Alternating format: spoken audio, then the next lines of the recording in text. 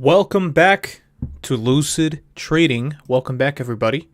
Good morning, good evening, good afternoon to people that are watching right now. As you might notice, the video cam is like really lit right now. I'm gonna have to adjust it because there's a lot of sunlight coming in from the outside. Let's hope this is gonna, yeah, it's not exactly improving it, I would have to say.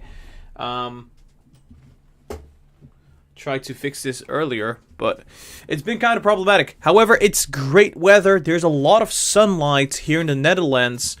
I hope you guys are having the same kind of weather, because it's been absolutely great here.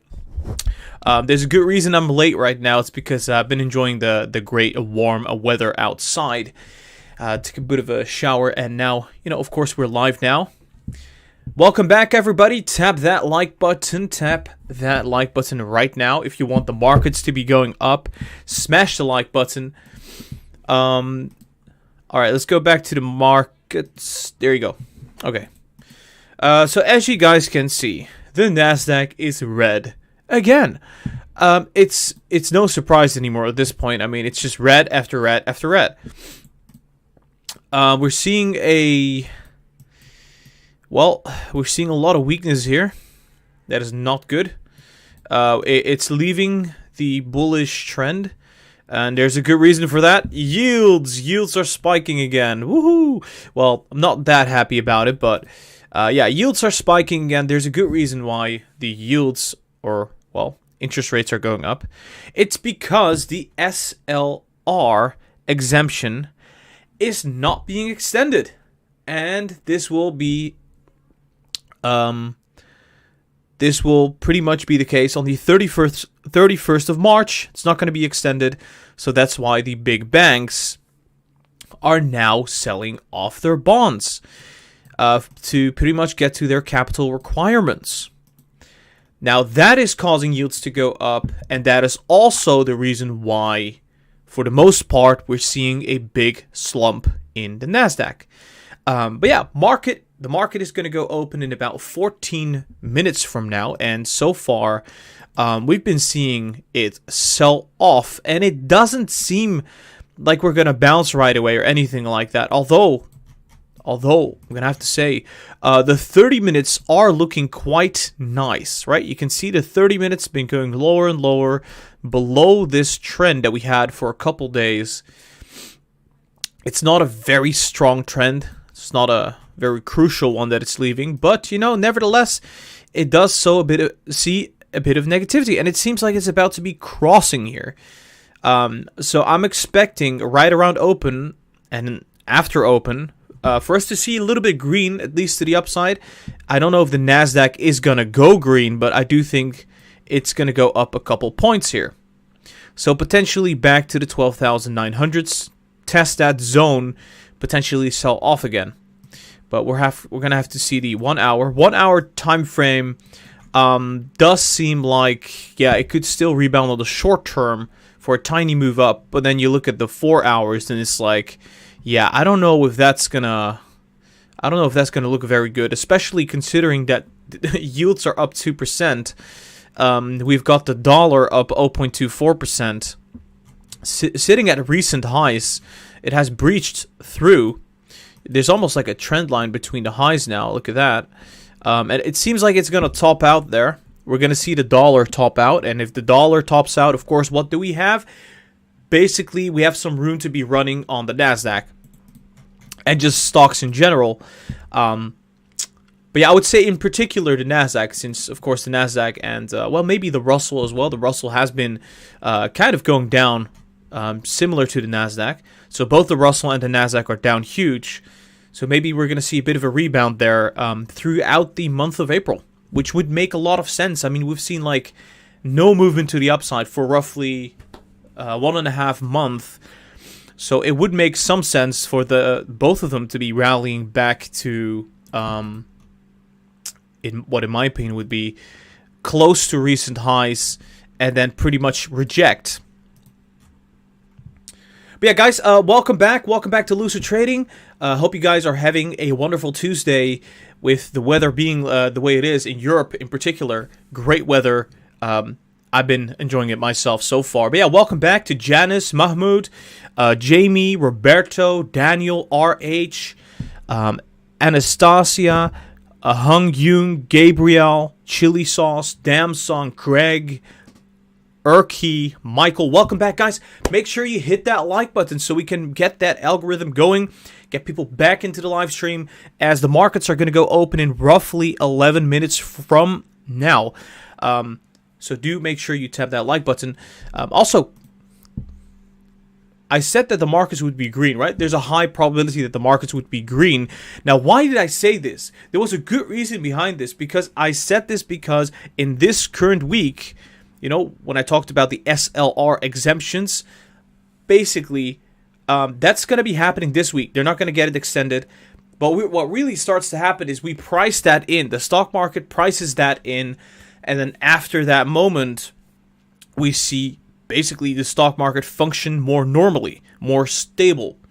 And the 31st, that's tomorrow, so on Wednesday. So I think the rest of this week is going to be pretty solid. We saw yesterday the markets went down quite a bit, and it came back all the way up to green, right? So it was kind of a relatively okay day yesterday. Today we're down 0.6% now. That has to do with yields going up back to back. There is no way that it's not about that, and the dollar is going up as well. This is happening right before, well, tomorrow, which is going to be the day when these capital requirements for these big banks have to be kind of reached, right? So that's kind of the deadline for these banks.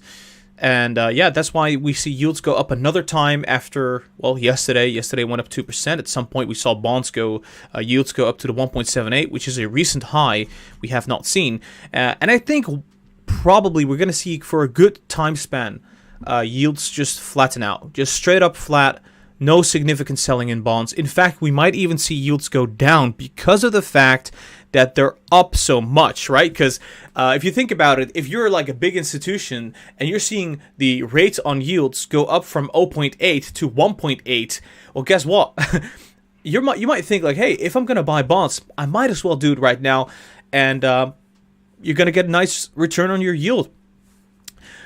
So I personally think this is all short term. I've said this before. I don't think we're in a stock market crash. I still think this is going to be a stock market rotation. This has been a correction at best. Carlos Gomez coming in with a $2 donation and says, let's have a good day. Crypto is doing good. Thank you for that donation, Carlos. Do appreciate that. Let me check crypto. Crypto is doing very well. Crypto been doing well yesterday as well. And I said before, we're in the last leg of the crypto market. So I think a lot of people are going to enjoy that one because it's going to go parabolic very soon. But yeah, I don't think it's topped out yet. I think there's more to come for crypto. We can probably see this on the daily chart. Yeah, there you go. You can see in the daily chart that it's about to be crossing here again. So I'm expecting, if this is already happening, this big move, imagine what will happen if it properly crosses. It's going to pretty much be moving towards that, I think 70K, roughly that zone, right? So just all the way to that level. Wouldn't be quite surprising, you know, that could be happening here, given the fact that we've got so much liquidity and stimulus just getting into the system, and a lot of people are just putting it straight into crypto. So I wonder what's happening with Mara right now. By the way, in 7 minutes, the market is going to go open. Mara also going up here. Look at that, 3.2% today in the pre-market. Yesterday, 5.6%. Mara has been killing it as of late. I mean, if you would compare it to like the growth and tech sector, growth and tech has just been, in general, just been plummeting. You can see that the Nasdaq is slowly recovering. Like I said, momentum is heading to the upside. You can clearly see this on the 30 minutes. We've seen some negative momentum, and this was throughout the after hours and the pre-market. And now what we're seeing is potentially MACD cross on the 30 minutes. It's heading to neutral, maybe head up a little bit further. I would not be surprised if it's going to run all the way to positive, pretty much positive, where we basically started the day off with, or at. Let's see. But yeah, guys, I'm a little bit late today. I hope you guys don't mind. I usually start the live stream roughly 20 minutes earlier, so I was a little bit late. It is fantastic, phenomenal weather outside. I could not... I was just very tempted, so I thought, you know what, I'm just going to start going live a little bit later, before the market open, of course. But yeah, it's finally warm in the Netherlands. It's been very, very cold for a very long time. Lots of wind, and, well, with the lockdown pressures and everything, I thought, you know what, I'm just going to enjoy the weather a little bit, as it's pretty warm around this time. But yeah, I will be live for an extra period of time, so I will compensate for that, because I don't think the weather is going to be as nice around 5 o'clock or something, so that's going to be just right. Alright, let's see. Let's check the live chat here. Good morning to everybody, by the way. Once again, good morning, welcome back. If you are still holding AI, you're legit crazy, or are you just dumb? That is not nice. I'm still holding AI. I'm still holding AI. Let's see how it goes. 1 second. Yeah, yeah, I did take a shower here, so my hair looks a little bit odd. Hope you guys don't mind that much. Crypto is not going to crash. I don't think crypto is going to crash anytime soon, but in a couple months, potentially, we're going to see a solid correction. I do think we're like at the last leg up for the crypto market. It doesn't necessarily mean it's going to crash right away. I think, if anything, crypto still has a lot of juice to the upside, like a lot of juice to the upside. Gara, how do you feel about the Huang situation? Mine got margin called and still has $30 billion to liquidate, along with 2 other Asian hedge funds being margin called. Let's get out of the bag for hedgies. I think if this were to be a very bad situation, then we would have not ever gotten to know about this. Usually what happens in that world, if there's a bad situation, how do I say this properly? We get to know about it after the fact, pretty much. Unless it's like really, really bad, but I don't think this is as bad as a lot of people are thinking. There's mass liquidations going on for proper reasons, right? So they took a lot of leverage, and they were over leveraged, and they defaulted on this. Well, guess what? They're going to liquidate it. I don't think we're going to see a lot more negativity around this. I think it was a short-term negative catalyst. It affected the market as well, but not as much as people thought it would, right? So some people were thinking, oh my gosh, the stock market is going to crash. That did not happen. However, if more and more hedge funds are going to go broke like this, if this happens, if this is like a domino effect, so if this is something like a butterfly effect, like if this hedge fund goes broke, this hedge fund goes broke, this hedge fund goes broke, if it triggers like that kind of a positive feedback loop, then yeah, that would definitely be very bad for the markets. Peru Invest, what a legend, coming in with a $50 donation again. You should really donate to me on PayPal, because 50% of the proceeds are going to YouTube. But I guess that's my mistake for not having a better way of allowing people to donate, I guess. But nevertheless, thank you so much for that donation. Crypto will go down soon as SEC steps in. How I know, hint hint, someone currently working in IRS government like to seize large amount of money. I do think, yeah, I have to agree. I think crypto at some point is going to lose a major part of its functioning, because the government wants to taxate that money. So yeah, I do have to agree with this, but it's going to take a while until they figure out how to do that. It's kind of difficult. But yeah, thank you, Peru. Appreciate it. Coming in with the bag. Charles Liu coming in with a $3 donation and says, please check QuantumScape. Thank you. Okay, let me just... QuantumScape. Oh my gosh, absolute annihilation. This was my initial prediction on QuantumScape. Well, it did follow it for the most part, but it went down a lot earlier than I expected. But I mean, this is to be honest, you've got to agree with me, guys. You have to agree with me. Despite the arrow not exactly predicting what happened, didn't it just exactly... it predicted just enough to make a killing, from 45 all the way to the 70s. That's like almost a doubling of the price. And of course, the flaw with technicals is you cannot predict long-term movement with it. So so the market is going to go open in 1 minute, so we're going to cover that first, and then we are going to go back to QuantumScape. Let me see what's happening here. I thought it was going to be going up here. Yield spiked. Didn't happen. So that was wrong. Woodlands Fuel Limited coming in with a £2 donation. Appreciate that. Thank you. We're going to look at NEO in a moment as well. And markets are going to go open any second. Let's see how the markets are going to react. It's open. Markets are open. And what are we seeing here? Is it plummeting more? It's rising so far. Look at that. It's pumping. Hey, look at that. MACD cross is about to be happening. We're about to see MACD cross, which would mean it's going to go all the way up. Markets are open. Nasdaq still going up, still moving up. It hit the it hit the EMA and then fell down. Yeah, okay, so it's moving sideways. I thought it was going to potentially cross here. Seems like that's not happening here. It's just moving negative really fast here. Tesla's down 1.3%, XPeng 2.2%, NEO 0.4%, and AI is only down 0.6%. It's about to be going down or below the $60. Palantir is down 2% again. Snowflake 1.2%. Big tech is also selling off. Apple, pretty much what we're seeing is just, we're not seeing anything special. We're seeing big tech trading at the same price almost every single day, down 1%, up 1%, kind of going up and down. All right. Yeah, nothing really special happening there. We do see the Nasdaq plummeting. So instead of crossing the MACD here, it's actually plummeting once more. That's what we're seeing here.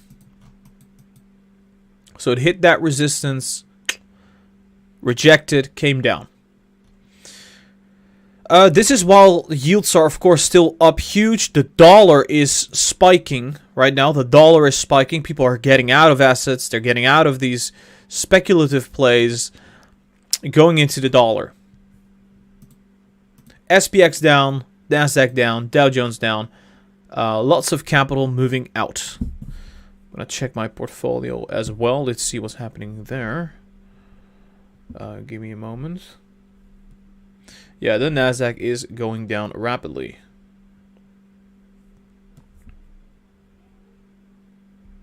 There is no stopping this negativity. We're seeing AI go below 61. That is just fascinating, right? AI below 61, about to be what? Hold up. What the hell happened here? Wait, I'm a little bit confused.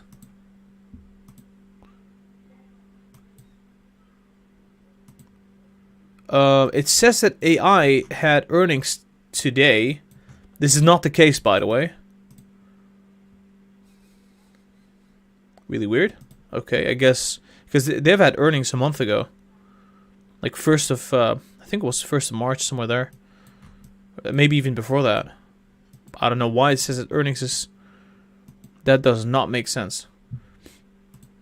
Palantir is down to the 21.2. Tesla is now going below the 600s. It is still skyrocketing to the downside, right? This is happening as the Nasdaq is bleeding out.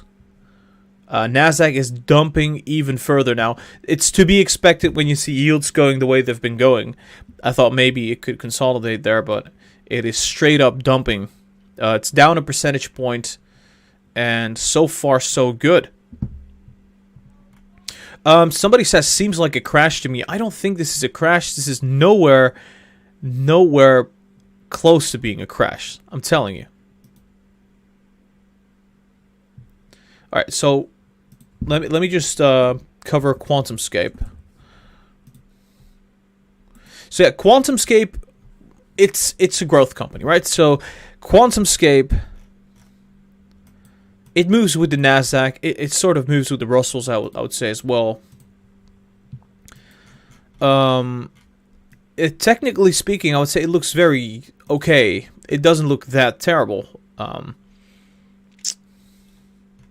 16 billion market cap. Although fundamentally speaking, it's just a little bit questionable, right? It's like still not a penny of earnings, nothing. But yeah, I mean, technically wise, I would have to say it looks good. Most probably would see a bounce soon with this company.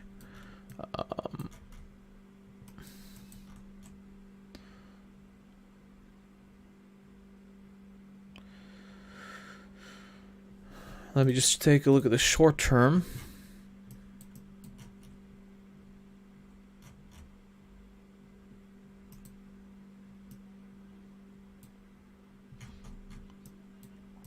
Yeah, it's just moving sideways, isn't it? I think it could continue just moving sideways until we have a piece of news or until we see the markets rallying, something like that.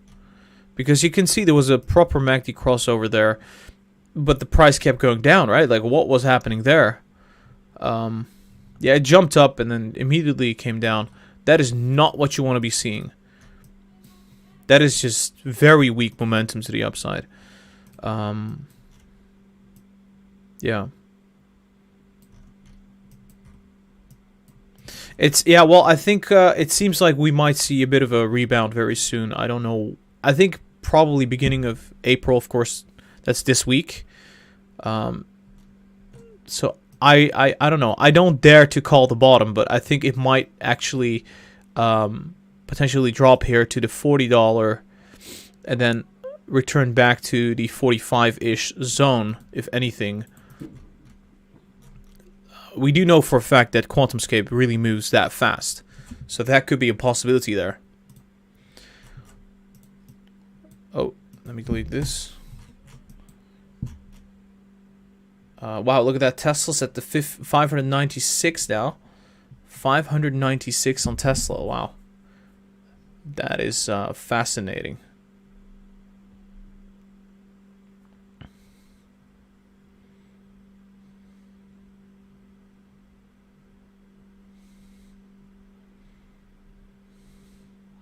I'm going to buy some stock. Just give me a second.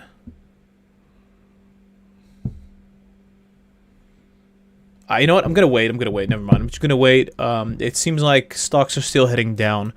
So let me just wait. I'm planning on buying some Tesla and some Palantir. The way things are heading right now. I mean, it looks like it's going to get a little bit cheaper than this. Wow, Palantir is really bleeding out right now. Really, really bleeding out right now. Alright, so NEO was the next stock that I was going to be looking at. It's sitting at 35. I thought it was going to be rebounding by now because I was expecting a green week because of the fact that we're entering April, the most bullish month. On top of that, the SLR exemption is going to be, well, ending the 31st of March. So it's going to be fully priced in. And that will have a big impact on stocks, right? So I think a lot of that negativity that we've been seeing the past months, that rotation, is going to slow down. It's going to slow down rapidly. Yeah, we're seeing that last spike in the dollar, that last spike in yields right before the 31st SLR exemption ending. It's a huge spike. Look at this. Everybody was screaming inflation. Remember that, right? Everybody was screaming inflation. Well, where's your inflation at? I only see the dollar going up here. This is since January. It's been like moving up substantially. Of course, inflation is a whole different concept, but the DXY is definitely going to have an impact on inflation. If the dollar is worth more, of course, it's going to have an impact on inflation as well. You would expect that to be decreasing. But this is what Powell has been saying. He says pretty much that inflation is not going to be that much of a hurdle. Russell's going green now. That is an interesting one. Russell's going green. This was after the dump we saw with the Russell 2000. And so far, so good. We're not seeing a market crash. We're just still seeing that rotation, that correction. It's still going on, but it's not a market crash. Can't repeat this enough. What is happening here? Thank the hedge funds who over-leveraged themselves. I think that's a tiny bit of it. I think most of it has to do with yields. Most of it has to do with yields. ARK sold 77,000 shares of Apple, and I think they're close to a margin call. Oh, I don't know. I have no idea about that, right? I can't see what's happening with ARK in terms of margin. If they sold 77,000 shares of Apple, that's an interesting one. Why Apple, though? I mean, Apple's doing phenomenal. I mean, from like of all stocks, they're selling Apple. Which is like, what? I don't understand that play. GameStop is up 9%. Oh my god. Oh my god, not again. It just never stops, does it? The GameStop situation just always keeps on accelerating. Man, I don't know what to say there.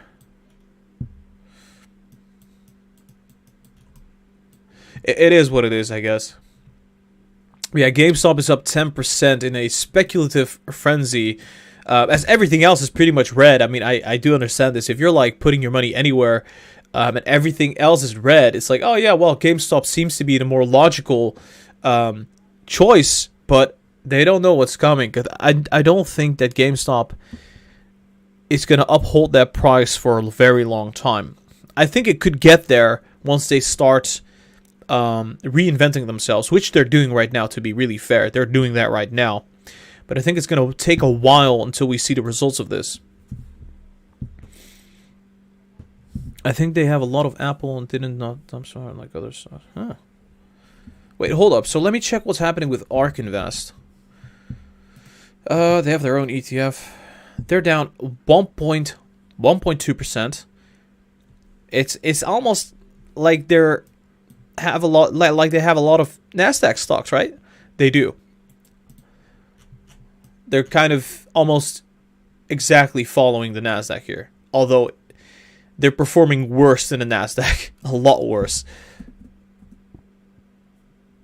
So it's a high risk, high reward kind of ETF. What about ARKX? Is it? Ooh, what is happening here? ARKX Space Exploration, $20.2. Okay. Is it moving? Is it actually... Let me check the 15 minutes. I don't think it's actually up there, is it? Or is it? I don't know. I have no idea. I think they're still trying to put it on the market here. I'm going to look in Google. See what Google has to say here. 1 second. ARKX. See if I can find it on Google. Nope.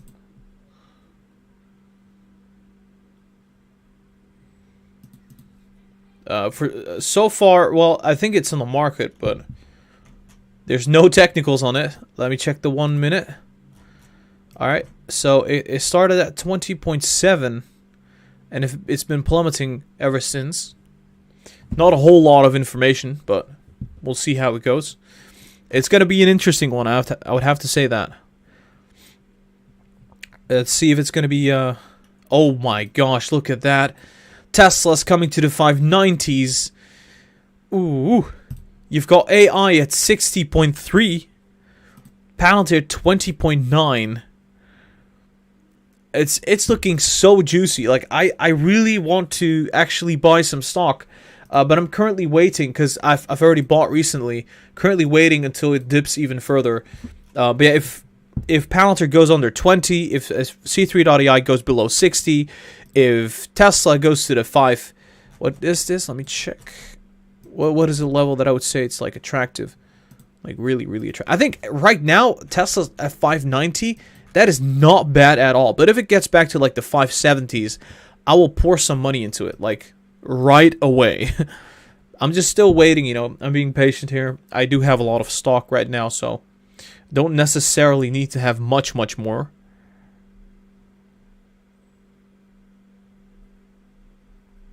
Right. Yeah, C3.ai is about to be breaking through the $60. Look at that, 60.2. About to be doing this. And it's right about to be crossing. Seems to be like this never-ending... Oh.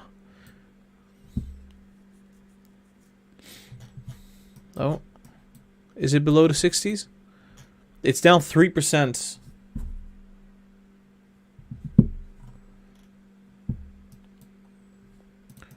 I think it's already gone below the 60s. It's just not updating yet. Let me check. $60.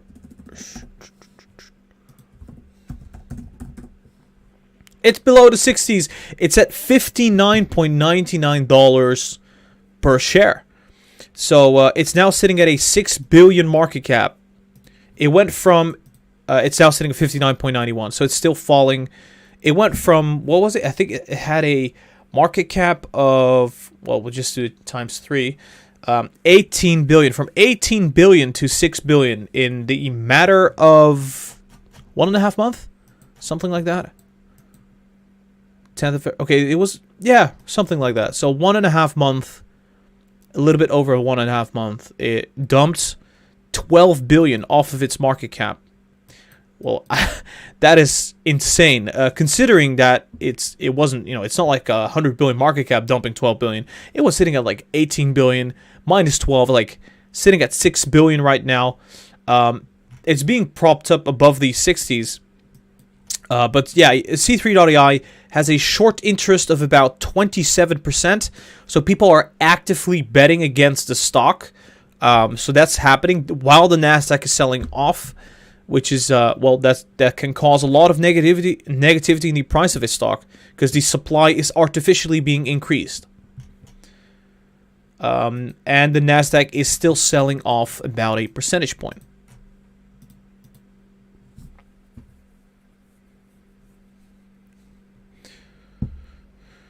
Let's see.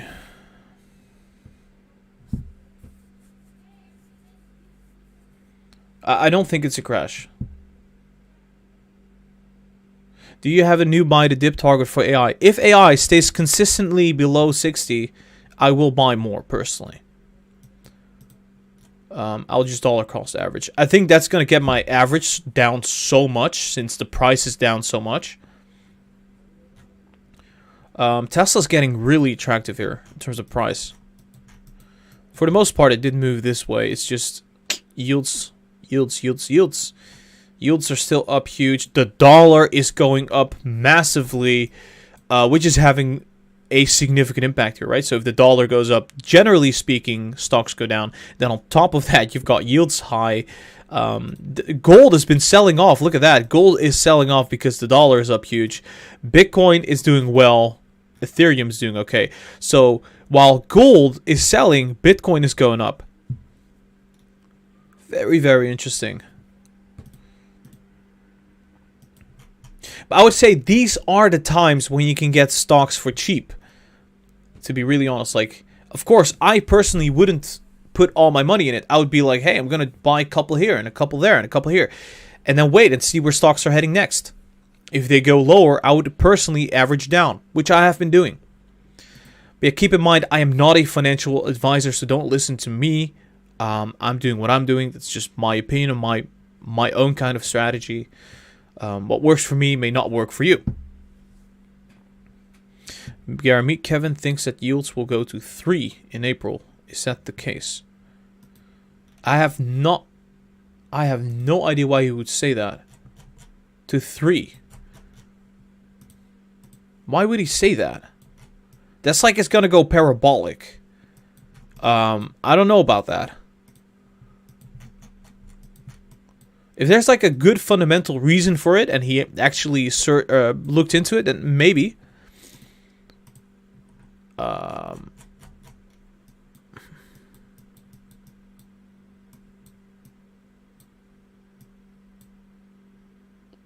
There is no history of this happening ever. This kind of a move in the RSI and MACD. Not ever has that happened. If it moves to 3, that would be the largest increase in yields since like a long time. Probably since this time period in 1999. Oh wait, hold up. What?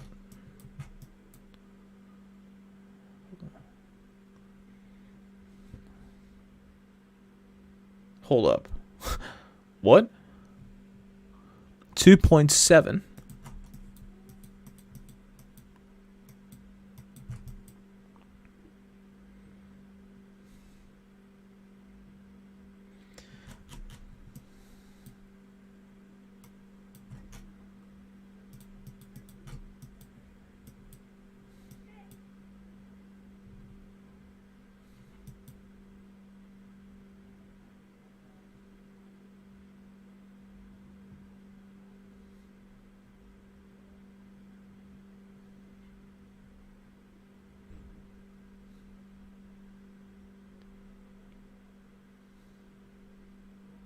No, I disagree with him. I think it's going to take at least a year. I think it's going to take... Historical evidence, shows that in similar kind of frenzies, it takes about a year to rise roughly that amount. So I think next year around April, maybe a bit earlier than that, we could see it at the 3. But that's, like I said, next year. I don't think this year is going to be happening that way. I think it might rise a little bit further, but don't think it's going to go to 3. If that happens, if it shoots up to 3, the market is instantaneously going to collapse. Almost instantaneously. So it shoots up, market collapses. I don't think that's going to be happening here. We don't have that kind of momentum behind yields right now. Gara finally realized it's a bubble. I've been saying it's a bubble since like last year. Like for a very long time. I'm like, hey guys, everything is very overvalued. Be careful. Dollar cost average. Don't go all in. I've been saying that for a very long time. But yeah, it does seem like we're kind of at the last part of the cycle. Let's just put it that way. It does feel that way, but I don't think it's a crash right now. I think we're safe for now. I think we're gonna be just fine. But we're seeing a lot of movement here. One second. Gara yields to 2% in April. Maybe, could be, might be. I don't think that's gonna happen necessarily, but it could be. It could be the case. If anything, I think it's going to go to 1.8, maybe 1.9, actually just go flat. Go straight up flat. I think that is more likely, if anything.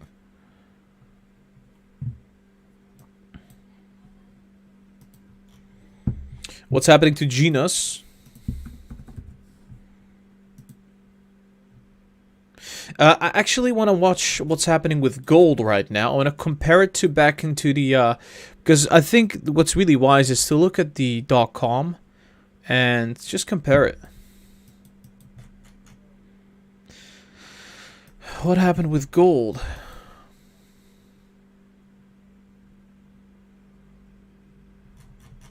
Gold fell. You see that? So right before the big bubble bust, gold was falling a lot, but there were like a lot of reasons why that was happening. We saw spikes, huge spikes. Of course, this is CFDs on gold. And right around the bust, we saw a rally in gold, huge rally in gold, and it kept on rallying for a while. That's pretty much the start of the bull market. It ignited the start of the bull market. It went up to these huge tops that we have right here. So usually after a recession, you see that gold starts moving up significantly. At least that has been the case. Right before a market crash, gold tends to go down. I think we can even look at 2008. You see this? Gold goes down right before the crisis. And then after or during the crisis, I would say, it starts moving up. So right before the crisis going down, right after it starts rallying. And that's been the case for almost every single kind of stock market crash. Brace yourselves, the crash is upon us.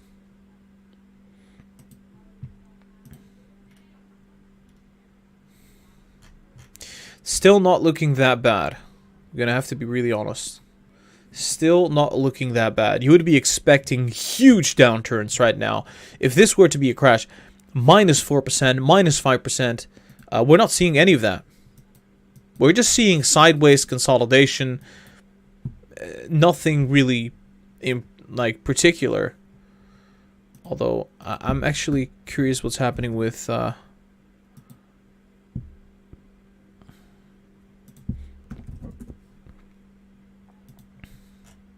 Oh, let me delete all these lines.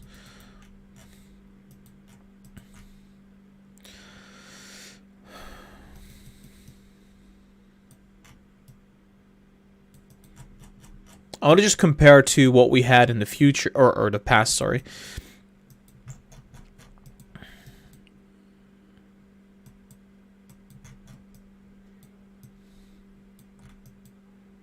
Yeah, that kind of volume. We have not seen anything like this. Not even close. That much of a downturn. How much was this?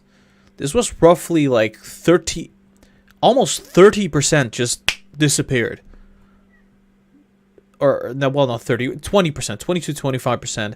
Just instantaneously gone. Wiped out. That is a market crash, right? So, and then it kept down rallying and deleveraging. And then the market was sitting at those levels for a very long time, right? And then even then, we saw it come down again. Until we saw the rally happen in 2009, which lasted pretty much until now. What a behemoth. So from 2009, from that bottom, it went up roughly 10 times. So that's a 10x gain if you would have bought into the Nasdaq back then. Is it similar? Is it comparable to what we see right now? I mean, if you bought it like right at this zone, you would had a 10x gain in how many years? 5 years? So it's not comparable. This is just what happened back then in the stock market bubble, the dot-com bubble. That was just crazy. Not really comparable. So we don't have a lot to be comparing it with. Maybe we can go back in time even further. I don't think that really helps. It's a relatively new index. Let's go back to the Nasdaq I was currently at.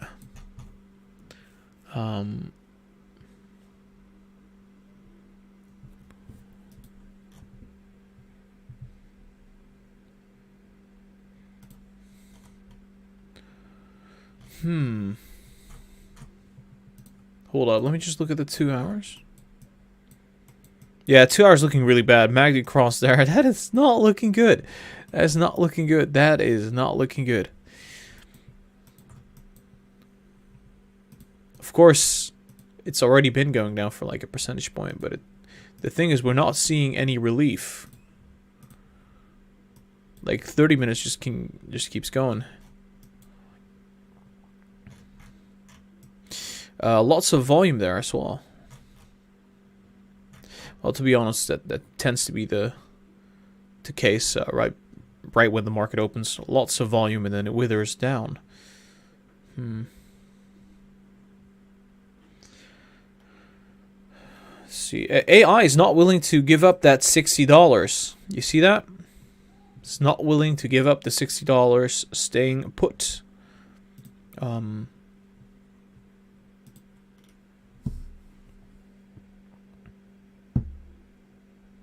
Gara Neo is down about 50% from its all-time highs. How can you call this a correction?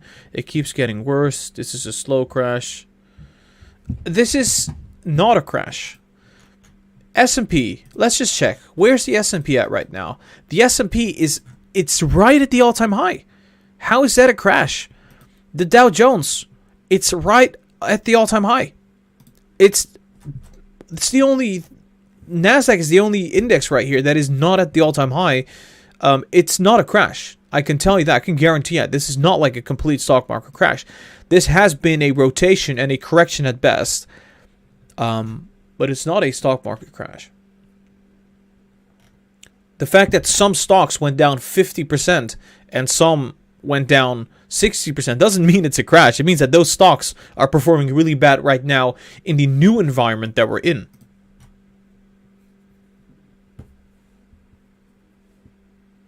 Gara, would you not think get out of the market right now and buy back in later? Who knows what happens later, right? No, maybe the market's going to boost up like 10% like the coming weeks.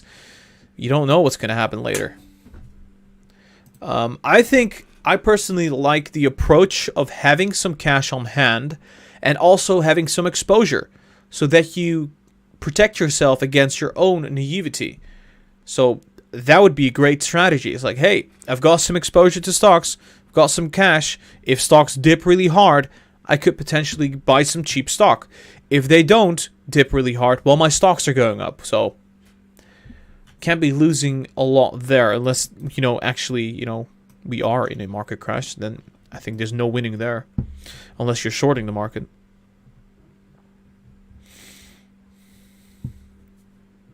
I'm glad my wife and I use most of our stimulus money to go towards purchasing a Lakeview property for the dream home. Oh, that's pretty cool. Gara, how can markets go up when yields are go up? Exactly, they're not going to go up. We're going to have to see some, actual downward pressure on yields, which so far they're moving down. We saw the gap right there. How far has TLT sold off to, actually? TLT barely selling off, so... I want to watch the US 10-year. I want to watch the US 10-year Treasury Bonds ticker. I'm going to have to find that one. I think it's TNX. Is it TNX? It's the yield. I don't want to know the yield. I want to know the price. 1 second.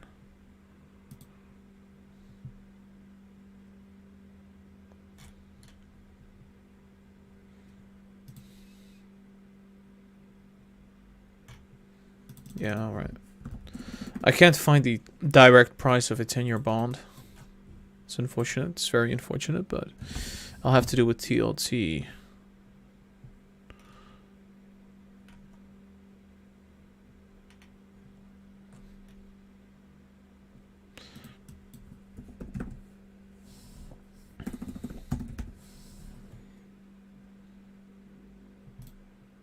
Oh, there you go. TLH, 10 to 20 year treasury is down. We can see that. It's downtrending. Yields are spiking really fast. That is interesting. 10 year.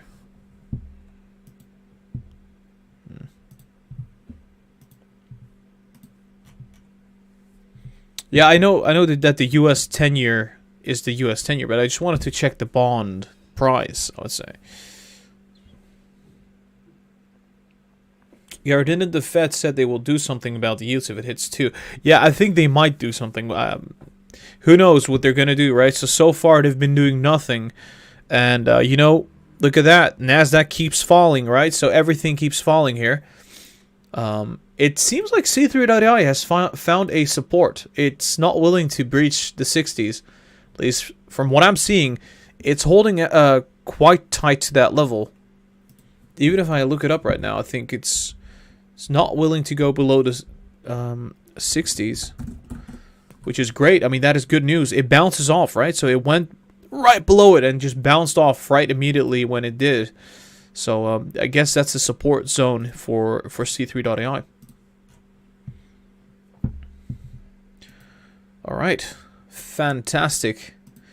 Yeah, so the Nasdaq is about to cross bearishly on the 4 hours, which was, we did see that happening here. 10-year is still spiking. What's the game plan here? I think it seems like it's gonna move like that. Let's see. I remove these lines. It's about to be breaching the 4 hours. When have we seen this happen? Recently, it happened right there. Yeah, it's still gonna keep falling. What's happening on the daily chart?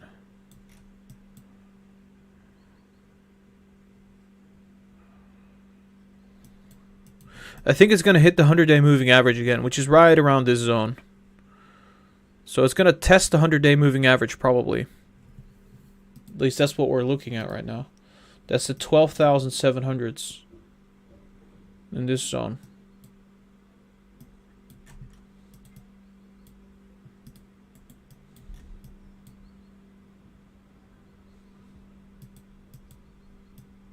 Yeah, it's about to be crossing here. It's I think if anything, it's gonna test this zone. So right here, test, and then go up again. This is like worst case scenario. Well, to be honest, worst case scenario is yields keep dropping, Nasdaq just dumps, just straight up dumps. No kind of support, nothing is gonna hold the Nasdaq when we see, for example, yields go to 1.8 or like 1.85. XBank is up 5%. Look at that. Or at least it is definitely pumping. I expected it to pump right there, actually. But it's starting to pump right now. It's about to cross the MACD, about to be moving up more. 4.3% to the upside on XBank. Interesting to be seeing this. Very interesting. It's not only that, though. Tesla's actually going up as well. NIO is going to the positive. CCIV is up 1.7%. But it's mostly the EV sector that suddenly saw a bit of a jump there, especially XBank, of course. So quite interesting to see this. BNGO now that the measure is still down. Recovery stocks killing it today. Big banks are killing it as well. So kind of to be expected there after the downturn that we saw recently. So yeah, big banks moving up again. The reason they're moving up is yields. Yields are spiking. So banks are doing better because, of course, they're going to have more profits if yields are higher, because it determines basically how much profits they get. If yields are up much, they get a lot more from loaning to people. So, Gara, what is the best strategy to make profit in this current market? Well, my strategy is to buy stocks that have been plummeting. Either buy stocks that are plummeting or buy stocks that are doing very good in this environment, like the big banks. But some recovery stocks. But I would say those are temporary, very temporary strategies there, because usually what tends to happen is they kind of top out, and when these value stocks go down, they can remain down for like quite a long time. So I personally don't like that strategy, but I think rotating, somebody pointed it out, rotating can make sense. Especially since the environment is changing right now, with yields just spiking. It just keeps spiking. It doesn't stop spiking. And the dollar rising.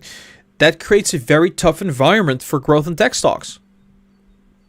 Nevertheless, I see it in a different light. I see growth in tech stocks becoming cheaper once the environment smooths out. I would say there's going to be a lot of gain to be made. Although I don't think it's going to be as much as what we have seen previously, but there's going to be some gains to be made.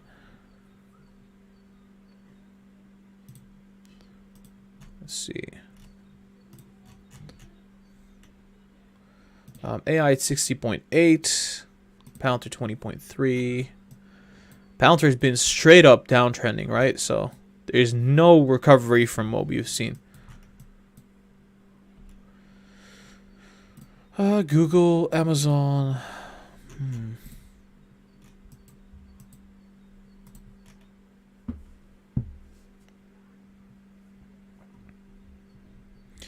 At this point, to sell, wait for a crash is not a wise move. We might bounce any moment. I think it could take, like worst case, it's gonna take another month and a half. But I personally, I would not mind waiting another month and a half to see my stocks go up 30%, 40%, etc. That's, I mean, you would still be outplaying the market if that happens. So the question is if, right? Look at that, C3 going above 60 again, 61.3. This is happening as the Nasdaq pushes up slightly. Nasdaq, there you go. Pushes up slightly. No, it has nothing to do with that. It's just C3 pushing up, right? So I think shorts are covering on C3. I do think Palantir also has a very high short interest. So it's not just C3.ai. It's actually Palantir here with a high short interest as well.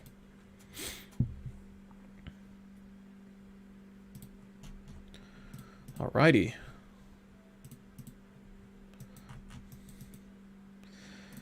The Russell is up 0.3%. That is interesting. Yeah, so far so good. It seems like we're about to see a 4-hour MACD cross. Nasdaq about to be plummeting down further. Let's hope we're wrong.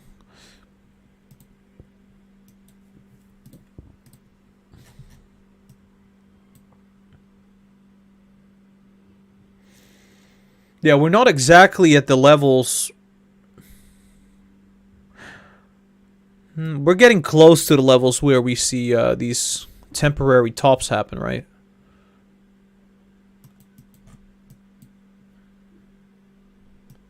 Getting very close to that. On the yields. Yields about to cross, so it's about to really spike here. To the 1.85, I would say. So we still have some suffering left. Tesla's going up to the 600s. Good to be seeing that. XPeng is slightly coming down now. Seeing a little bit of green. It's not like it's all red, but the stocks that we like are red right now. So interesting.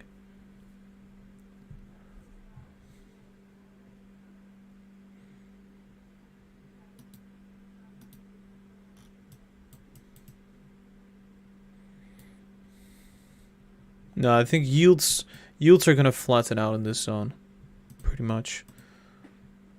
I don't see any reason why the yields would go up even further. At least fundamentally, I don't, no idea why that would be happening here. Of course, this is happening as people get their stimulus and there's inflation fears. But if there's no actual inflation, well, what do you do? Can you check IDAX? Genomics. Oh, look at that. Got it wrong completely there.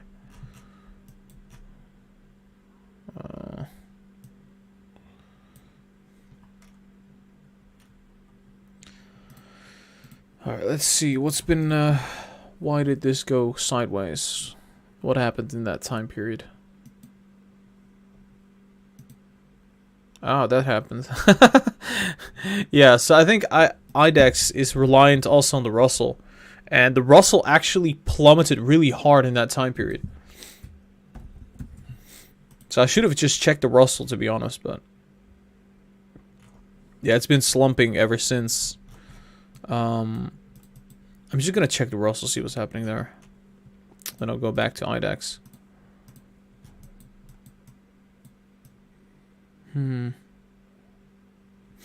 Yeah, I think the Russell is going to move sideways.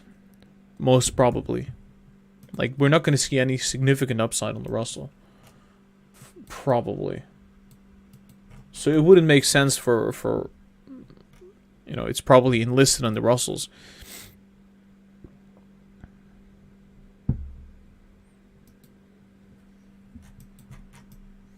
Although we're seeing lower highs. So let's say short term, maybe test the $3.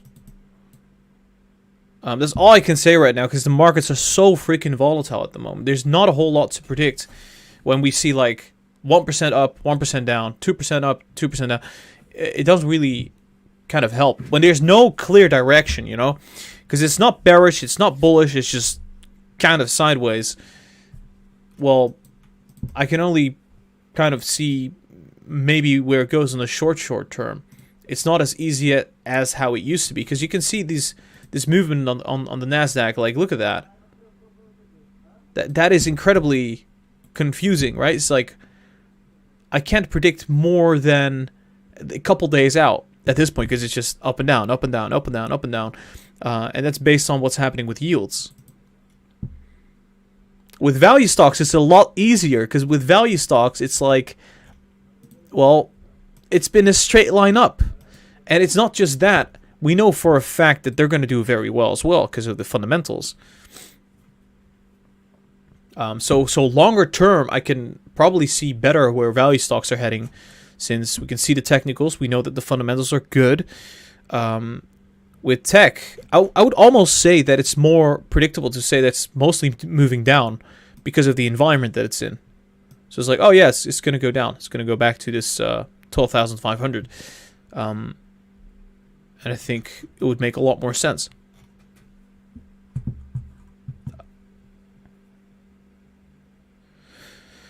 EHang is moving. Oh gosh, EHang. What's happening with EHang? Look at that, beautiful, beautiful arrow. Let's delete this.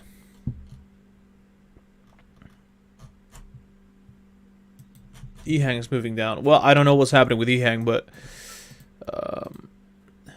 I've got my question marks. Definitely. Although they have revenue, right? It's not like they don't have revenue. If they would have not have revenue, that would be problematic. But they do have revenue, at least from what I'm seeing.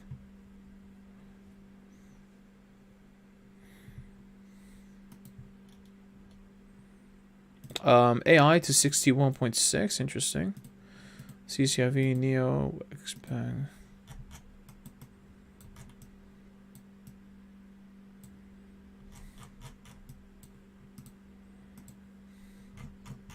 This is Tesla right now, on the weekly time frame.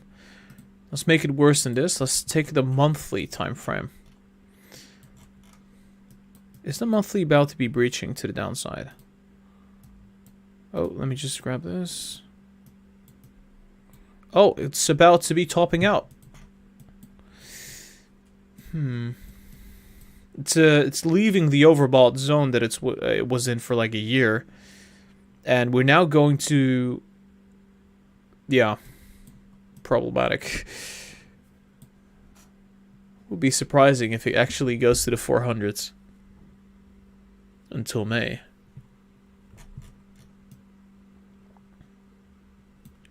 But yeah, the last time we saw like these RSI tops, like that was such a long time ago. This was in 2013. And we had it drop like, what, 30% or something? So similar to this drop that we're seeing right now. But it doesn't necessarily mean it's going to have to like come down all the way. It could surely be the case that it just moves in a sideways fashion in this kind of price range, which we saw happen right there as well. And so I think that's more likely for Tesla, to kind of move sideways in this price range. For possibly a year or two, and then sometimes go to the thousands and then come back down. Could be the case, but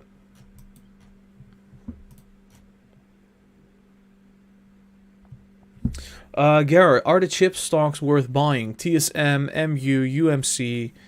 I think aren't they overbought right now? Like everybody wants to buy them, right? Because of the chip shortage and everything. Let me check TSM. Yeah, I was bearish on this one. I remember that. Oh, oops. That's not bearish. Yeah, I said on the short term it's going to go up then apparently. When was this? It was fairly recent. I should remember this. Caught myself off guard. Yeah, I was... At least I was bearish when it was in this zone. I know in January and February I was like, yo, this is pretty much going to top out.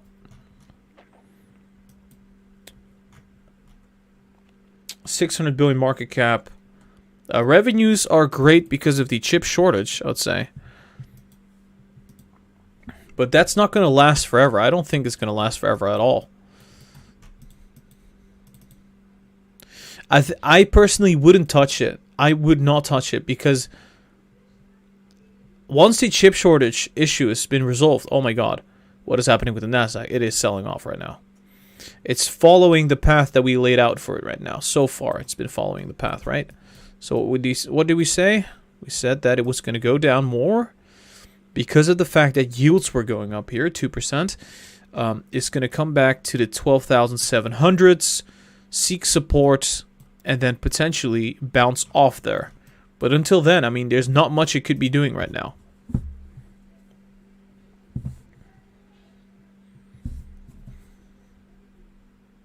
Somebody got Tesla 833. Ooh, that is a tough one. That is definitely a tough one.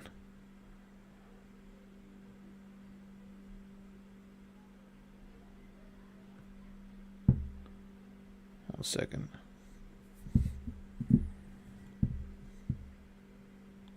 They're making chips for Apple. Well, the thing is, if it's overbought, if everybody bought TSM, and we know that the chip shortage is not going to last forever, I would say that's quite a bearish catalyst. Like, we've had this shortage for a while now. Is it going to last forever? I don't think so. It could last for a while. Nasdaq is still coming down right now. And it's pushing everything lower. And everything is going with it. Aside from XPeng, which is absolutely murdering it right now. Look at that. XPeng is now up 4.7%. If this keeps going, you know, that'd be interesting. Nasdaq to 12,570s. I don't think so. At least not right now. It could happen, but we'll have to see what yields are going to get. What yields are going to do past March, right? So 1st of March, 2nd of March, etc. We're going to see what will happen there, then and there. Snowflake selling. What's happening with Berkshire? Doing just fine, barely down. Apple's down 2%. Damn, big tech selling. Small tech is selling. EVs, kind of green right now. Recovery stocks doing okay. Banking stocks doing okay right now. I guess the realest play, or the best play that we would have... I think the best play was probably just getting into the banks, like roughly end of December or something like that. Maybe even earlier than that. Huge gap right there. That is an interesting one.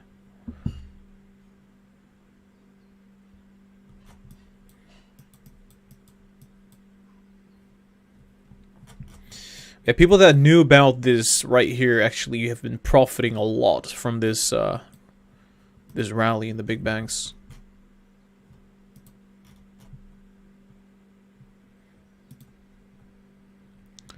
Volkswagen. Oh, Volkswagen is up 4%. Here it says VW.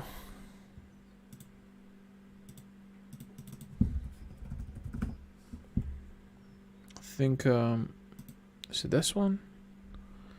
Somebody says it's up 4%. I can't find that, but it's up 2.6%, it says here, in euros.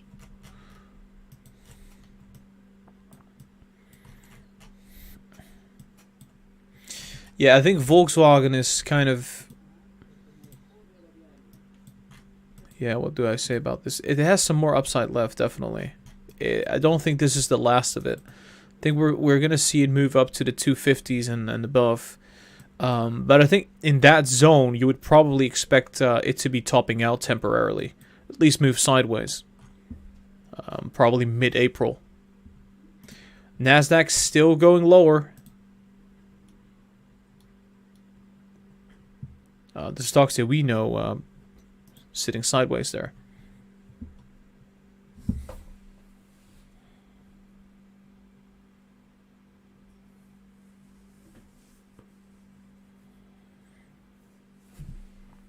I think EV stocks were also are also going down because of the high valuations that we're sitting at. You know, anything or any negative news would have kind of caused this bubble to deflate. EV stocks were sitting at very, very high valuations. I kept saying this, you know, even with NIO, with CCIV, with Tesla especially. I kept warning about Tesla because a lot of people were in Tesla. But it was waiting for a negative catalyst, and then we had a negative catalyst. Chip shortage, we've got the sector rotation from growth to value. Well, that's enough to kind of trigger that downturn there. The Dow Jones is down 0.35%, SPX 0.6%. So far, so good. I mean, this was to be expected. When you have yields go up like this back to back, there you go. I think back here, the 25th of March, I said that yields could spike.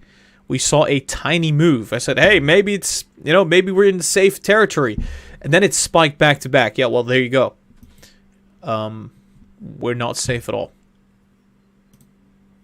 Although this move was kind of interesting because we haven't seen it cross like this before. Usually when a MACD crosses there, you see an initial spike. But this was a relatively small run-up when we saw that downturn on yields. But yeah, then again, I mean, tomorrow is going to be that decisive day where we're going to see pretty much the SLR exemption not being extended, and that's enough reason to see yields being this high. Arfan Bhatti just donates $5 and says, we will be okay, we just have to hold. It depends. It really does depend. I have to be honest. If somebody buys Tesla at 900 and you're just going to hold, there's a tiny chance that it's never going to reach 900, at least for the next foreseeable future. Same for example, some other companies like Palantir. If you bought Palantir at like 45 or 44, I don't think holding is going to be fixing a whole lot. At least you're not going to see that price again for a very long time. Because of the fact that yields are so high. Because these valuations were, the valuations were kind of pricing in very low yield on the bonds. But yeah, thank you so much, Arfan Buddy. Do appreciate that donation. I definitely do think when you bought a stock at a decent price and it's down, I think the most logical scenario would be to just ride the wave, just ride it out, see what happens. Yeah, it's not financial advice.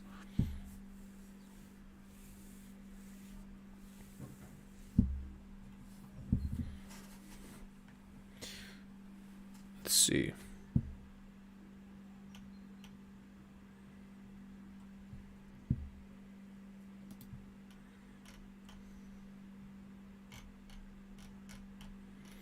A second. What's happening to these stocks here, the recovery stocks? Oh, look at that. Hilton is about to be breaking out. This does look like it's about to be breaking out any moment. Dow Jones doing really, really well right now. Nasdaq is like the inverse of the Dow Jones. S&P keeps going up. Arfan Bhatti coming in with another $5 donation and says, nicely said, but do you think Palantir will touch $30 at least? And Square, thanks. Thank you for that one once again. Yeah, I think a lot is going to be dependent on what will happen during this week, because, you know, we're going to get into April. We're going to be past that SLR exemption kind of phase. I think Palantir still has the potential to be going up towards that 32 to 35-ish dollar target I've set out for Palantir. I do think it will get close to it. That zone. But yeah, the lower it goes, the more difficult it's going to be for that price to just get to that level. You know, it's going to have to move 50%. But what's the chance Palantir is going to move 50%? When did we see a 50% move? Well, we've seen almost a 100% move here, very close to that. We've seen it happen here as well. So I'm looking at the 14th of April, sort of like there, then and there. It's going to be sitting right at that 30, 32 level. Fill the gap there for that demo day. If not right after the demo day. It's a big spectacle. They usually get a couple contracts after the event. We also know it's sitting at the bottom right now, sitting at $21.3. And so, yeah, I think there's a lot of potential there.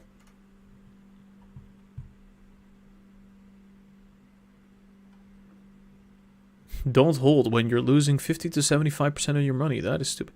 What do you mean? Imagine you have a 50 to 75% loss, and then you sell, and then the stock goes up like 30%. You might feel like very stupid afterwards. If you're buying into good quality companies, if you're buying into great companies, you don't have to worry about this kind of stuff. All you have to do is just sit back, because you know that the company's great.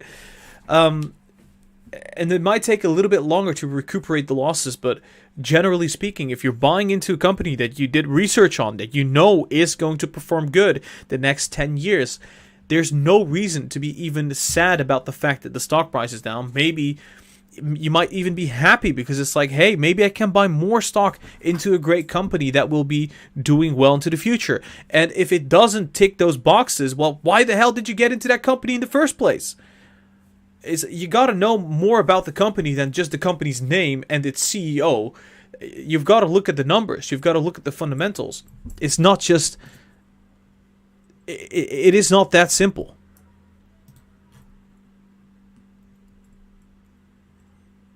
Bad companies will not come back. They will get destroyed. Alright, so let's go to Square. Let me check. Square. Yeah, I still think Square is going to probably rebound here. It's not been doing that bad. In fact, you know, we've seen markets are red right now. Square's actually green. It's going to take a while. I'm going to just move this slightly. It's very hard to time where a stock just bounces, but I do think it is going to be bouncing. I don't think it's going to reach the all-time high. I don't think it's going to fill the gap. But I think the month of April is going to be interesting. I think there is kind of a self-fulfilling prophecy going on there as well. Most people, they sell in February, March, they buy in April, and it's a cycle. It just keeps... It happens almost every year. To a certain extent, of course.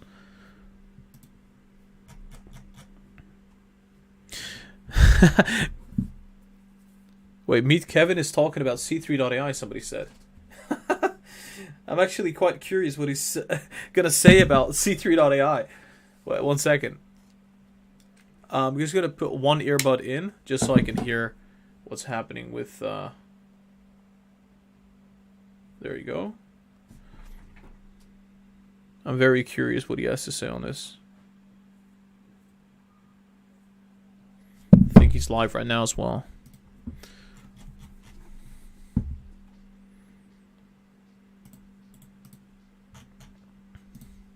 Yeah, you have to look up the years where February and March are red. What happens then after, right? So if you look that up, we're gonna look it up right now. In fact, we're gonna look at it. We're gonna look at the S&P right now, or the Nasdaq. 1 second.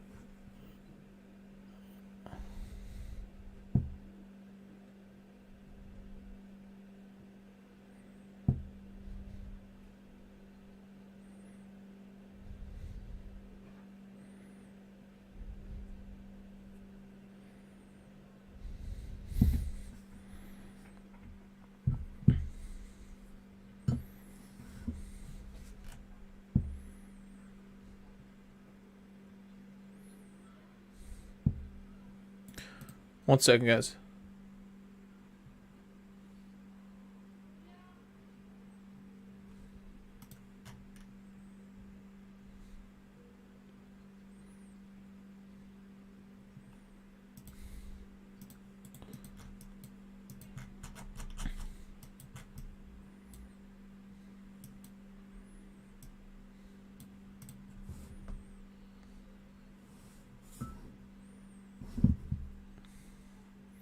Interesting. Yeah, I just watched Meet Kevin for a second, just talked about C3.ai, how a lot of people are paper handing C3.ai, and I have to agree with that. I think a lot of people don't. I genuinely think most people that bought into C3.ai don't know what the business does, right? Don't know why its future prospects are so great, but it's mostly like, oh, the stock is going up. Oh, let me buy some stock. And then suddenly plummets, and it's like, oh gosh, I'm losing 20%. Let me sell at a loss, right? So I think the whole mindset of like, let me buy a stock because it's going up, it's not really, it's not a winning strategy. Most of it's like speculation. I know for a fact that this company is going to do well. They've been doing quite substantially well. They've got great partnerships. They're going to do well. They're legit. It's going to take a while, though, until we actually see the results of this translated into the stock price. We were in a speculative market. Lots of stocks were going up. So I expected short-term results. Well, guess what? Yields went up. The market's dumped like 10%, like it was nothing. Well, of course, you're going to see like a absolute bloodbath in these growth and tech companies. Even C3 doesn't know what they're doing. I think C3 knows exactly what they're doing. They're doing okay. But anyway, in order for the Nasdaq correction to be over, the fear and greed needs to be in extreme fear area, so we haven't reached that level yet. Yeah, we're getting close to that extreme fear level, and I think we're gonna reach that if, to be honest, this keeps going down. Alright, so what did I want to check right now? I wanted to check something. Give me 1 second, guys. So I wanted to check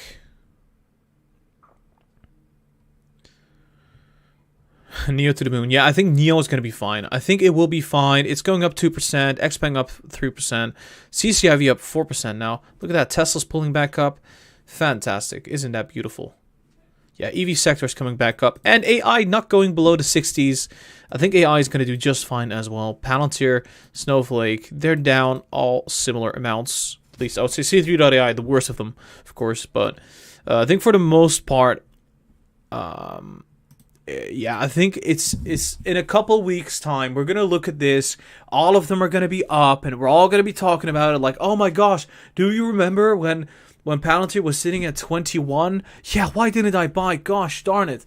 And I think that's going to be happening next, most probably. C3 is not an AI company. They just provide a platform. Have you actually looked into the company? They provide a platform that has AI capacities, machine learning, right? So, of course, it's not just an AI company. It's an AI enterprise company. They provide enterprise software that includes the AI component. The AI kind of buzzword is more of a marketing strategy than anything. But they're still growing pretty fast year over year over year. It's just we're now in a pandemic, and that's having a big impact on their revenue. And that's why the price of AI is so cheap. Among that, we have a rotation in the markets. Yields are skyrocketing, where the economy is going to be opening up. So there's a lot happening right now.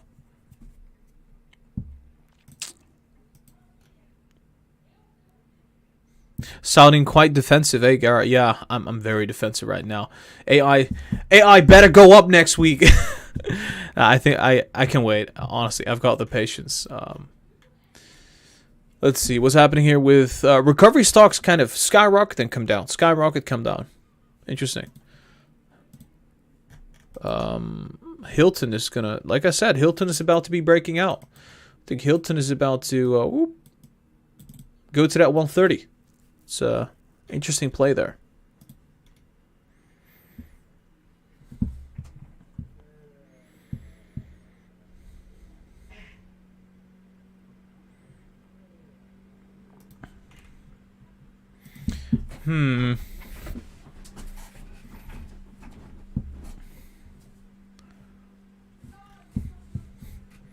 So far, so good. Nothing special happening there. Although big banks are like profiting huge. Is there a bank index? Let me check.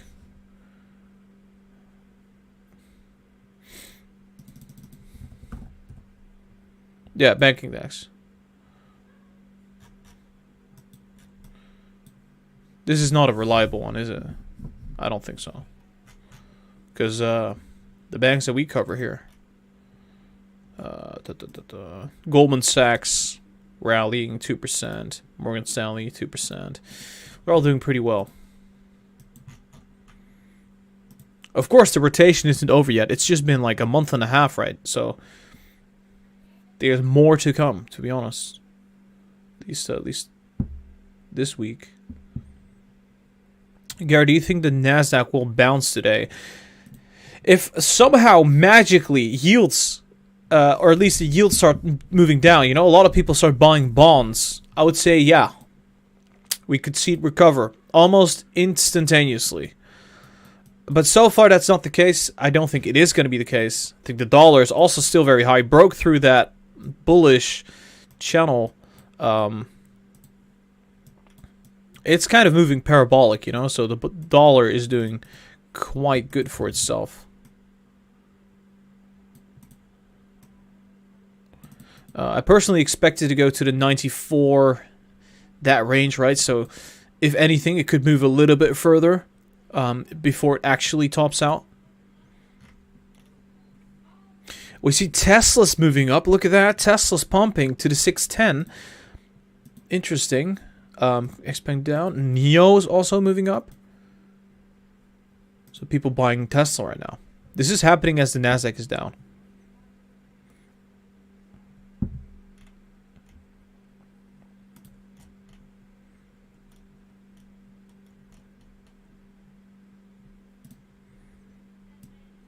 So far, so good. Have we seen this kind of movement before? No, this is still very bearish. Nothing really different happening. Although what might be very different, if this kind of moves up, that's a reversal. We haven't really seen that. Okay, we have actually right there. Yeah. Let me check if we can. So on the 1 hour, the RSI is still looking okay. No, nothing really special. The downward acceleration is just, that's decelerating, right? We're seeing less downward pressure, but it's still moving down.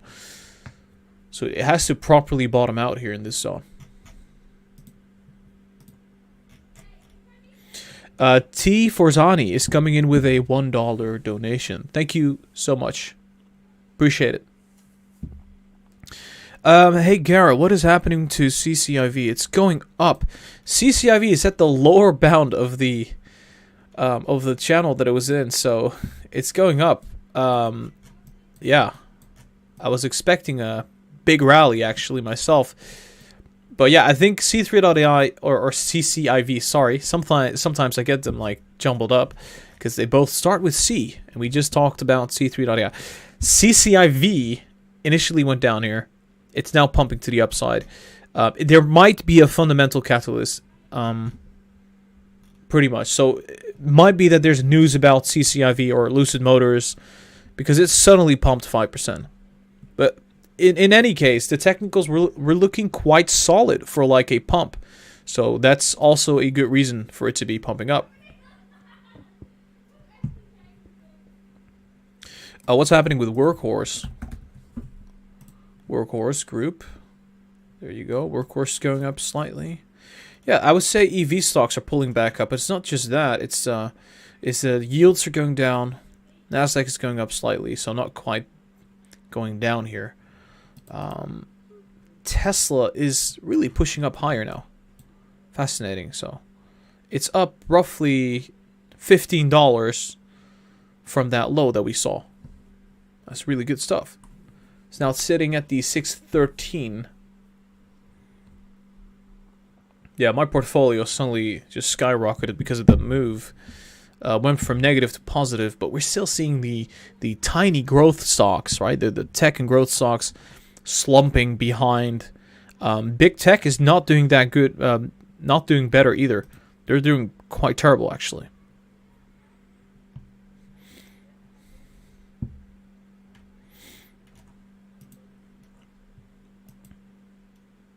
Wow, Tesla's pumping. Look at that. The Nasdaq is pumping, so because that could be because of Tesla, and well, I think the Nasdaq in general is going up. Apple is slightly moving up. Google's getting into the positive territory. Banks are still green. Value stocks are red. What? Okay, yeah. Well, we saw a big run in like Coca-Cola, Verizon. So yeah, they're taking a bit of a hit here, but I still think they're uptrending. Both like Procter & Gamble, same story there.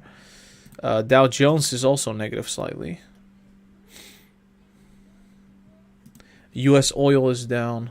Gold is still down because the dollar is still up. We see that the Russell is actually going up about 0.8%. C3.ai going to 62. Palantir 21.5. C3 is about to go green, actually. It's really cool to see.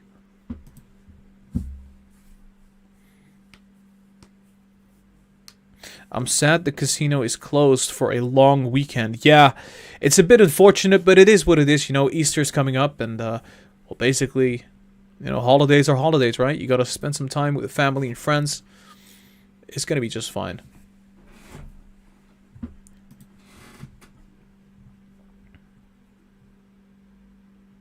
Hey Gara, the news said that Toyota and Tesla will cooperate to make a SUV.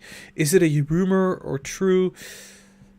I think it's probably true, but still a rumor, which basically means is that nothing is confirmed, but they're probably in the talks. That's what I think, personally. Usually when like there's a rumor going on, it actually spreads like a wildfire. Part of it is true, but it's maybe not confirmed yet.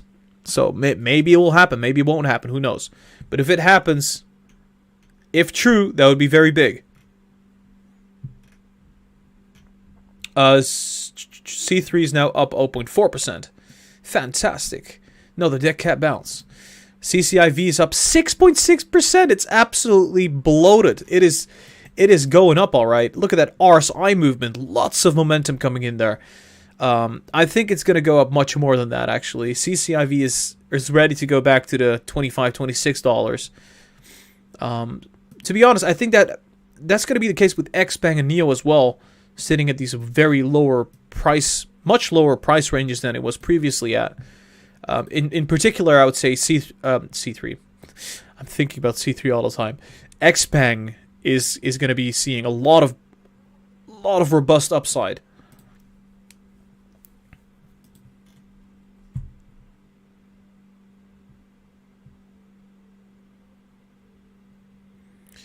Let's see. Yeah, I think I'm going to have to change the color of my video because it's suddenly turning into black and white.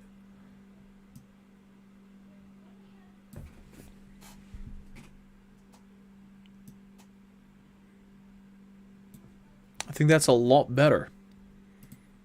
Don't you think it's a lot better seeing a little bit more contrast? All right. AI pumping? No, it's not. Don't lie to me. AI's not pumping. Stop getting my hopes up. Nasdaq is down 0.7% still. Well, Tesla's pumping. XPeng is pumping. Neo is pumping. All of them are going up substantially. Look at that. There you go. That's what we're talking about. This is just the beginning, right? We're going to see all of them are going to rally like substantial amounts.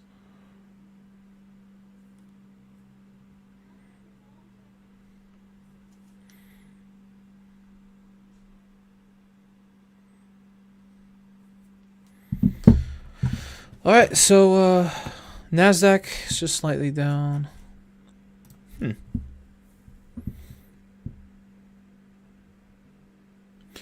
Gara, you told us we will get an end of the year market crash for some years. Yeah, so I think that if the Federal Reserve or if the institutions don't do anything about the current situation, probably by the end of the year, we're going to see like a deleveraging event where everything plummets. We'll see how the Fed is going to react to that, but I think by the end of the year, probably, because yields are going to go up substantially, like throughout the roof. Valuations simultaneously going to be very high. We'll see what will happen there, but I think for now, my estimate is like, yeah, the market probably crashes roughly, say a year, not a year, but at the end of this year, unless they do something about it, you know, quantitative easing, you know what I mean? If that's going to help at all, we'll see. Leverage is really high, valuations are really high, so I think we could pretty much keep going the way things have been going right now, but there will come a point where that's just not gonna, it's not gonna sustain itself. It's gonna be unsustainable.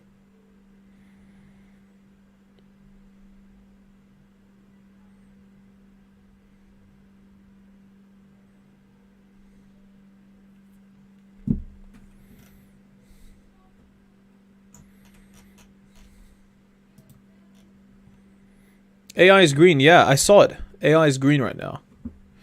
Hey, Gara, can you check SND out? Let me just check the live chat here. 1 second.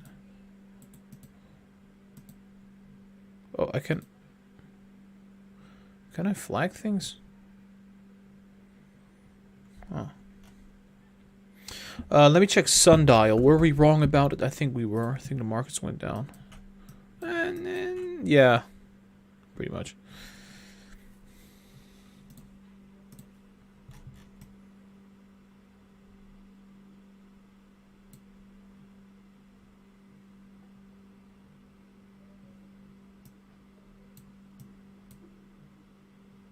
Yeah, I think April is going to be a bullish month. I do think April is going to be a bullish month. However, remember, I told you guys that we're going to look at the stock market and we're going to write down how many times the stock market is bearish in the months of February, March, and bullish in April. So, okay, let me just grab a notebook. Why would I grab a notebook? I can also just use a notepad. Let me just grab a notepad for this, or like Word. Let's just grab a notepad. All right, so I'm gonna write down. All right, let's see.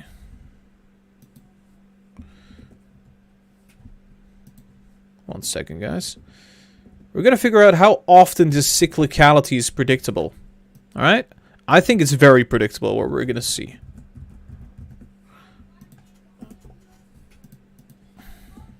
Okay, 2017, 16. Let's just grab the past decade, for example. I think that's going to be nice because it's recent information. It's not like a century ago or anything like that. So let's say 2011 to 2021. Yes, it's going to be the answer for whenever we see that. Yes, we see cyclicality. We see that February or March are negative. April is positive. No, obviously, when it's not. So I'm going to write that down. Every time when it's a yes, I'll just be like yes. You know, just write that down. Okay, so this year is obviously a big, big yes so far. February and March are very negative. So let me just do that. 2020. How was 2020 like? February, March, negative. You see that? This start of February is right here, but it dumps at the end of February, dumps during March.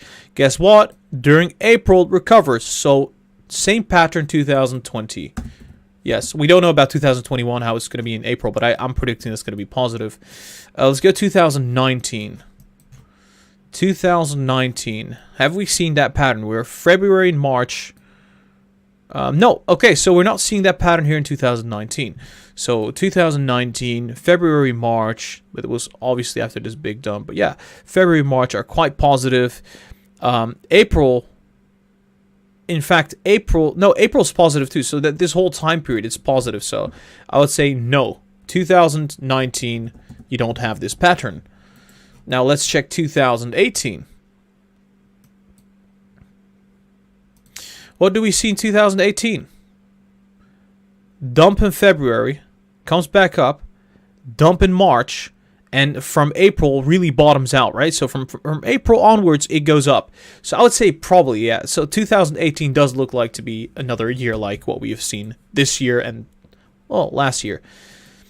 Keep in mind, 2019 was like that because of the massive dump that we saw in 2018 at the end of the year because of the Fed fund rate going up. So let's check 2017. What did we see in 2017? Let's see. So we see that in December. Okay, we see a big gap up in January. February sideways. March sideways. Guess what? April skyrockets. So another year. This was 2017. I would say sideways is not exactly the result that you're looking for in the markets. So I would say 2017 quite close to it. So yeah, April. Boost to the upside. Now let's go to another year here, 2016. What happened in 2016? This is the Nasdaq, by the way. We're not even covering the S&P. So what happens? January, February, dump to the zone. February rallies back up. March rallies back up.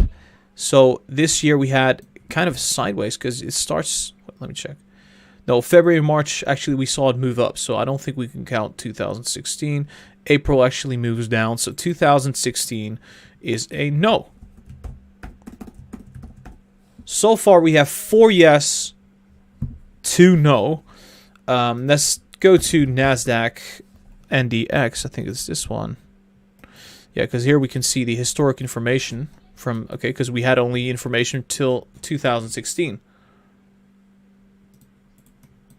All right, let's go to 2015. So what happened in 2015, right? So, all right, so 2015, February rallies, right? So February was good. March was relatively okay. April bottoms out in April. And that's a move about 10% or something before it plummets. So from April onwards, it actually started rallying substantially. But we saw a big move in April, February. Huge move in February. And then in March, we kind of see sideways movement. April onwards, we see a rally happen, at least. It rallies to, I would say, 10% above the price from April onwards. It's a tough one. So in February, bullish. March, not really. April, kind of, because it bottoms out in April, and then it moved. I would say, I'm going to have to say yes, to be honest. Because from April onwards, it goes up, like, huge. I'm like, looking at that phenomenon of, like, the fact that in April, when it dipped down in the February-March period, in April, it extends the rally. And that's been the case here as well, actually.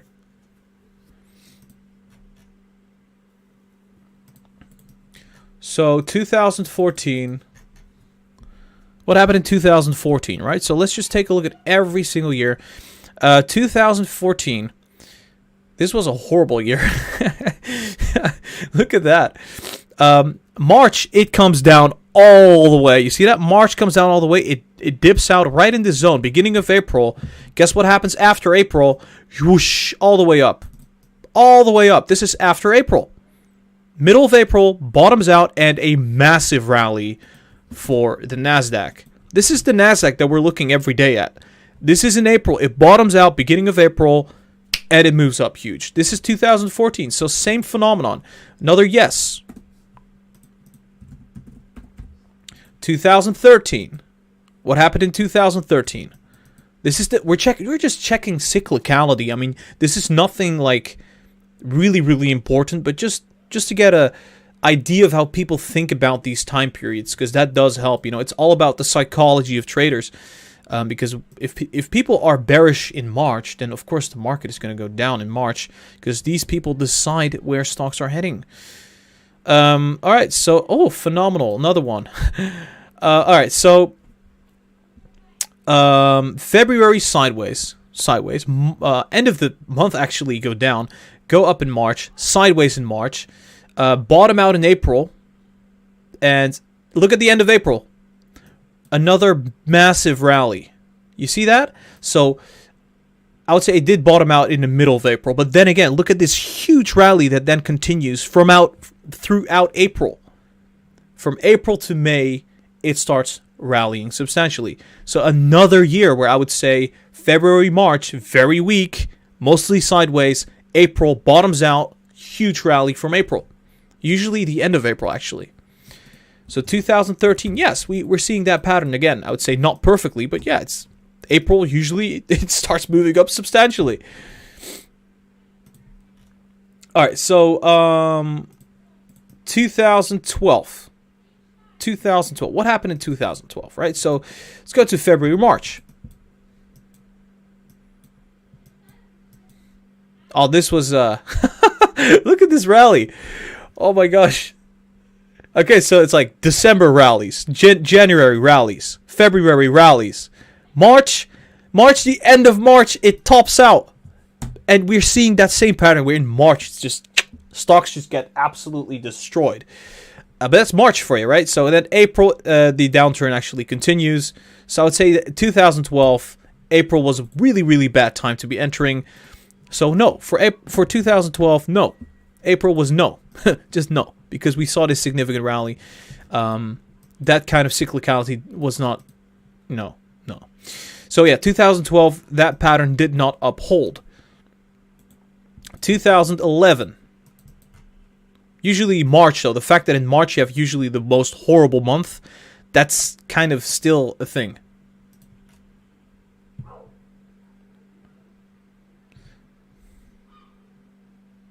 For almost 100 years, April has been the second best month of the year. Yeah, I mean, I think there's a good reason for that, because I think this is going to sound really, like, wavy, but I think it might even have to do with, like, springtime or something. It's like when people have more energy.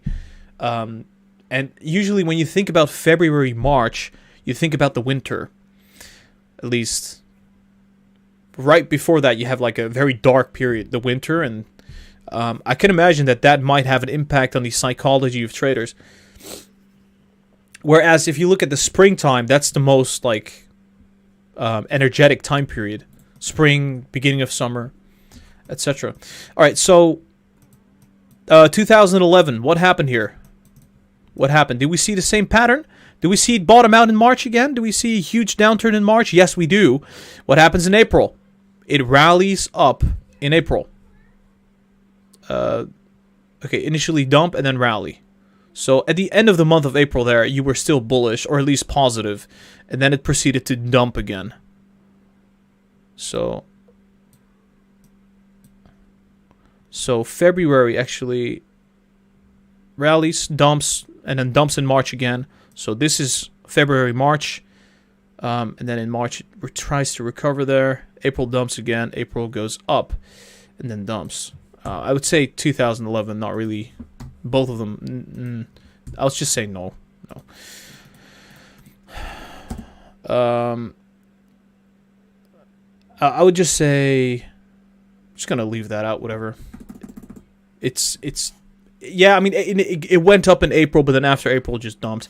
So just whatever. So in the past 9 years, we had 6 times this pattern of like April being the better month, February, March being the worst month.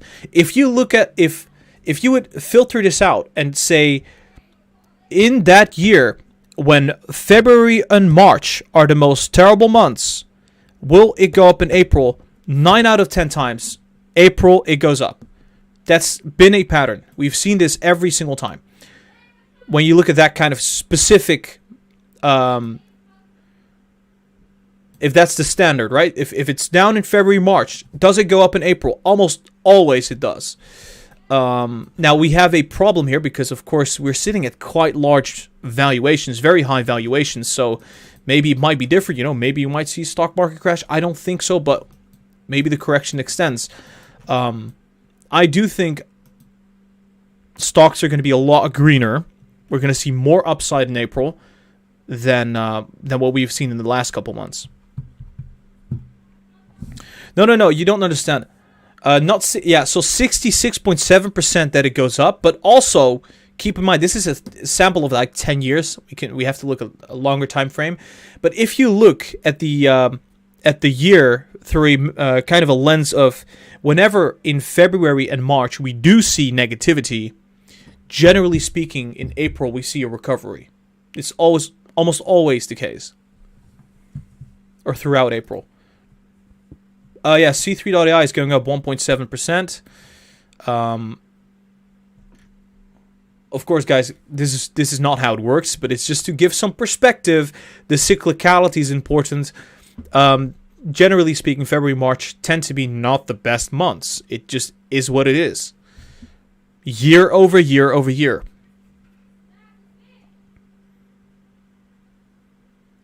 This information is, I would say, it helps to put it into perspective, but it's not very difficult to just look at it. You know what I mean? Carlos Gomez coming in with a $2 donation says, you deserve a donation for that info. Thank you for that donation. Like I said, there's a high probability that April is going to be a good month. It doesn't have to happen, but I think it's just nice to know that it could very well be the case. You know, it wasn't very surprising that in February and March that we see that negativity, because it's almost always the case. At least very, very often.